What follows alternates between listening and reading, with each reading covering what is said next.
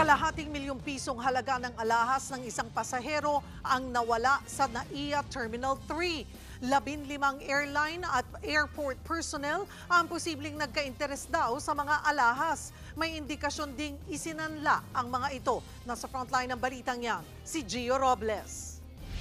Jewelry box na may lamang mga wedding ring, diamond necklace at mamahaling hikaw. Umaabot sa kalahating milyong piso ang halaga niyan na nawala ng pasaherong si Kimberly Nakamura sa NAIA Terminal 3 noong June 28. Nakabiyahe pa Singapore si Nakamura noong araw na yon, pero bumalik siya agad sa Maynila para hanapin ang jewelry box. Nakita ito ng mga tauhan ng paliparan pero wala na ang mga alahas. We backtracked the CCTV minute by minute. Identified all the personnel who touched and who saw the box, but none of them had the heart to surrender the item to the lost and found. Kabilang sa nagka-interes umano ang ilang tauhan ng mga airline at security personnel ng paliparan.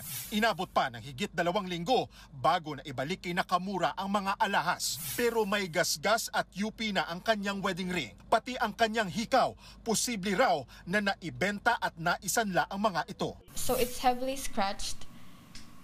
And sabi po ng security guard, hindi niya naman daw po balak isangla, but he wanted to keep it as remembrance. Aminado ang pamunuan ng Manila International Airport Authority na may pagkukulang ang mga sangkot. Nasa 15 staff ang balak sampahan ng administrative case ni Nakamura habang patuloy ang investigasyon ng Airport Police at ng DOTR. Unacceptable yung ganyan. No? Unacceptable yan. So we will get in touch with the passenger and a very thorough and swift investigation will commence starting today. Sinusubukan pa naming kunin ang pahayag ng mga airline kaugnay sa reklamo ng pasahero. Nagbabalita mula sa Frontline, Gio Robles, News 5. Mga kapatid, Cheryl Cosing po. Maging maalam at may pakialam sa mga napapanahong issue at headlines. Mag-follow at mag-subscribe na sa social media pages ng News 5.